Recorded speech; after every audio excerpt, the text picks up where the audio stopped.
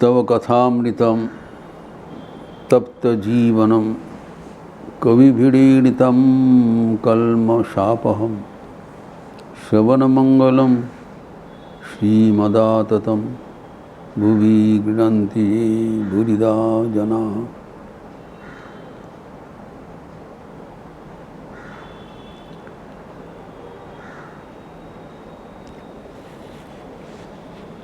कर्मयोग के बारे में चर्चा हो रहा था। कर्मयोग हम सभी थोड़ा बहुत करते रहते हैं, क्योंकि कर्म बिना कोई नहीं रह नहीं पाते। Everybody will to do some work और अदर। तो अगर कर्म करना ही है तो इस ढंग से किया जाए ताकि हमारे लिए योग बने। इसलिए कर्मयोग यूनिवर्सल है,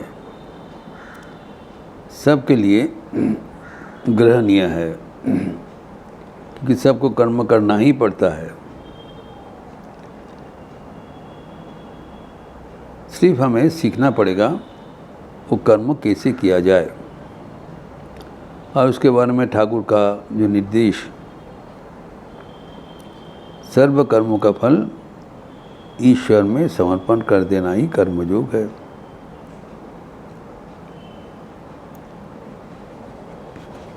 कहा जा रहा है कर्म करने से जो कर्म का फल, कर्म से कोई असुविधा नहीं है, कर्म का फल हमारा बंधन का कारण होता है। इसलिए कहा गया कर्म करो और फल के साथ संपर्क ना रखो, लेकिन वो मुश्किल है, वो हमारा आदत नहीं है। हम कर्म करेंगे लेकिन फल के ऊपर दृष्टि नहीं रखेंगे, क्योंकि फल का ऊपर दृष्टि नहीं रहने से कर्म सही ढंग से करने में हमारा शैली नहीं है। फल को दृष्टि रखते हुए न कर्म करेंगे। अच्छा हुआ तो ठीक है, बुरा हुआ तो संशोधन करना चाहिए। फल जो भी हम कर्म करते रहें और वो कर्म सुष्ठु रूप से होगा, ये तो होगा नहीं, साधारण व्यक्ति के लिए नहीं होगा। तो सबके लिए जो पालनीय है, ठाकुर ने बताया कर्म करो लेकिन फल के लिए करो, फल प्राप्ति के लिए ही कर्म करो, लेकिन वो फल मिलने पर भगवान में समर्पण कर दो। बात एक ही हुआ, फल के लिए कर्म करके फिर फल प्राप्त होने के बाद वो ईश्वर को समर्पण कर दो। तो कर्म भी अच्छा हुआ, फल भी प्राप्ति हुआ, वो फल भगवान को भी अर्पण करके हम निश्चिंत हो गए, मुक्त हो गया। इनडायरेक्ट मेथड, यही ठाकुर का जो निर्देश है, वही अगर हम लोग जीवन में उन्हें पालन करें तो काम बन जाता है। तो हम लोग जो साधारणतः देखते हैं कि जब हम अपने लिए कर्म करते हैं, बहुत लगन से काम करते हैं। जब औरों के लिए कर्म करते हैं, उससे जोश नहीं आता है। ये कर्मयोग नहीं है। जब हम अपने लिए करते हैं वो तो होगा, लेकिन जब ईश्वर के लिए करते हैं वो और भी अच्छा होना चाहिए। कारण ईश्वर हमारे प्यार का वस्तु है। जिसको हम प्यार करते हैं उनके लिए अगर हम कुछ करें उसमें हमारा फुल अटेंशन रहता है, क्योंकि इट्स लव्स लेबर।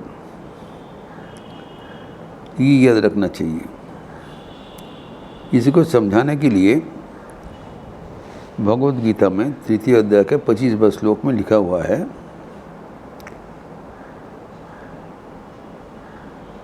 सक्ता कर्मा जदि वांशो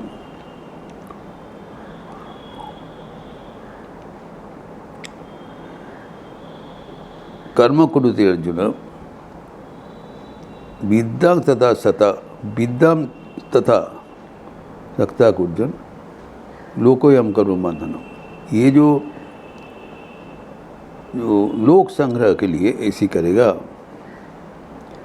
जो अविद्वांस है, जो अविवेकी है, सक्ता कर्मणि जद अविद्यांशो, अर्थात जो अविवेकी है जैसे आसक्ति के साथ कर्म करते हैं, यथा कुर्बन्ति भारत, जैसे कर्म करते हैं आसक्ति के साथ पूरा दस्तूर लगा के जो कर्म करते हैं,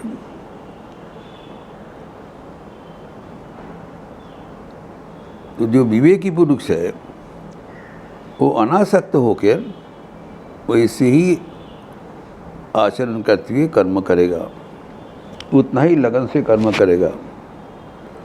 जो आसक्ति युक्त व्यक्ति जितने लगन से कर्म करते हैं, आसक्ति रहित व्यक्ति उतना ही लगन से कर्म करेगा। फर्क नहीं दिखने में फर्क नहीं पड़ेगा कि किस उद्देश्य से कर्म करते हैं। लगेगा इसमें कुछ स्वार्थ बुद्धि है, नहीं तो ऐसे करके कैसे कर रहे हैं। जो ज्यारह बाटी में श्री माँ शारदा देवी का जो सेवा करते थे भक्तगण, पूरा मन प्राण दे के सेवा करते थे। तो एक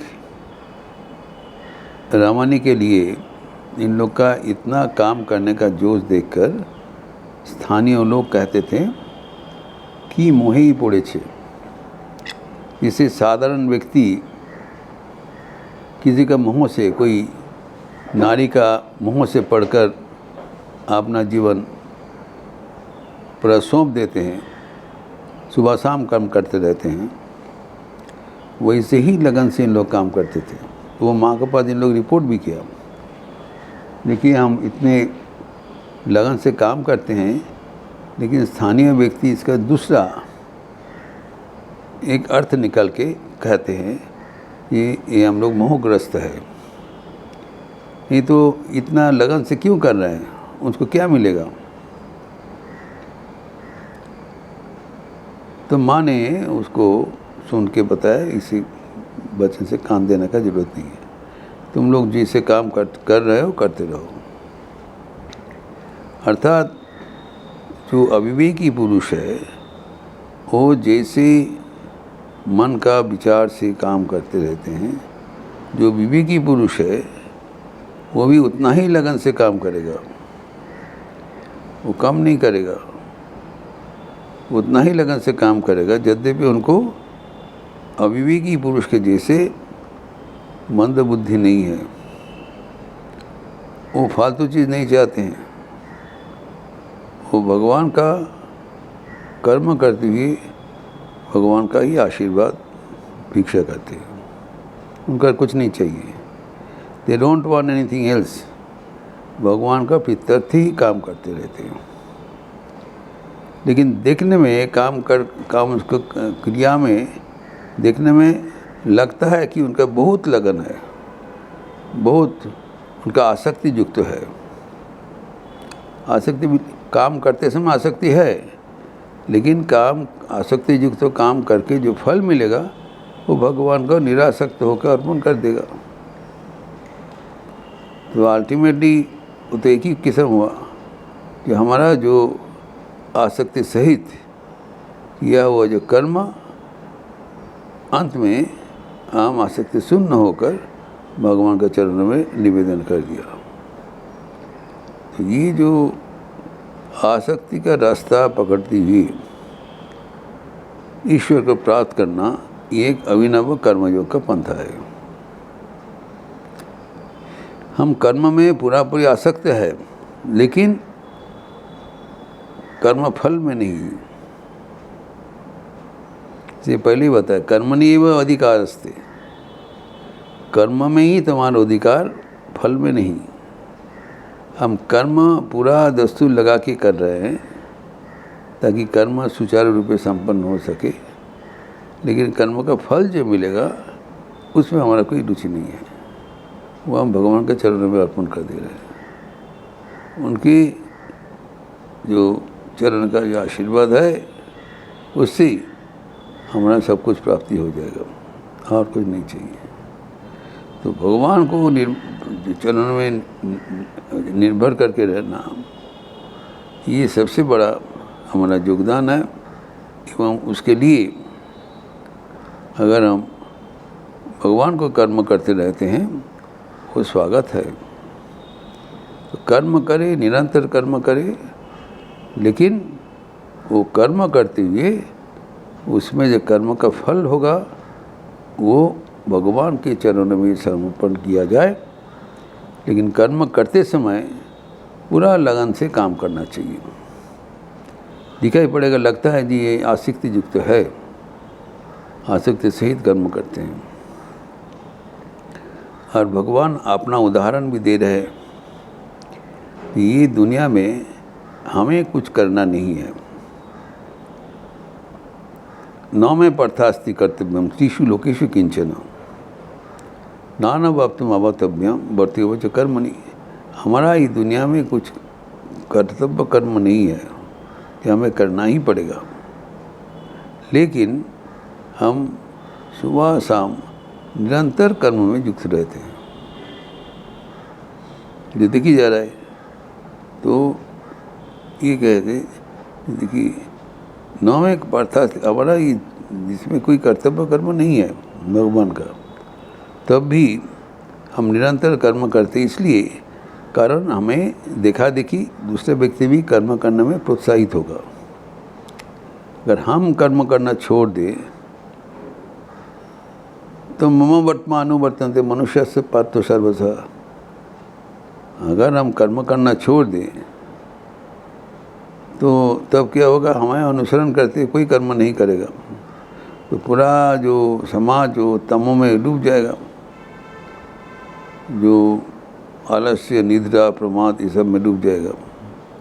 ये अपने को सक्रिय रखना अत्यंत ज़रूरी है, एवं अपने को सक्रिय रखने के लिए जो नियम है वो पालनीय है। लेकिन ये जो कहा गया है कि जब हम जो कर्तव्य है वो कर्तव्य पूरा दस्तूर किया जाए एवं वो लगता है आसक्ति युक्त है ऐसे किया जाए, ताकि उसमें जो फल पूरी जो फल मिलेगा, आशानुरूप फल मिलेगा, वो हम भगवान को चरणों में अर्पण करते हुए धन्य हो जाए और वही हमारे जीवन का चरम उत्कर्षता है। तो कर्म योग तब हमें याद रखना चाहिए कि कर्म योग में कोई कटौती नहीं होना चाहिए। जो हमारा ये एक साधारण बिहेवियर है, जब हम वॉलंटियर का काम करते हैं, स्वच्छ सेवक, कर्म में लगन कम हो जाता है और अपने लिए जब कर्म करते हैं तब पूरा लगन से कर्म करते, ये गलत है। जो अपने लिए जो कर्म करता है और वो तो अच्छा हो ही रहा है, लेकिन जब जो औरों के लिए कर्म करेंगे तो और अच्छा होना चाहिए और भी बेहतर होना चाहिए, कारण वो हमारे जो प्यार का निदर्शन है। वो हमें पूरा दस्तूर लगा के करना चाहिए ताकि कर्म बहुत अच्छा हो रहा है दिखाई पड़े। It should be visible that it is a very very appreciable and applaudable work, तभी वो कर्मयोग में परिगणित होगा। तो ये बड़ा सुंदर इसका व्याख्यान श्री रामकृष्ण ने दिया है। इसको और भी थोड़ा विस्तार हम अगले दिन करेंगे। ओम शांति शांति शांति। हरि ओम तत्सत। श्री रामकृष्णार्पणमस्तु।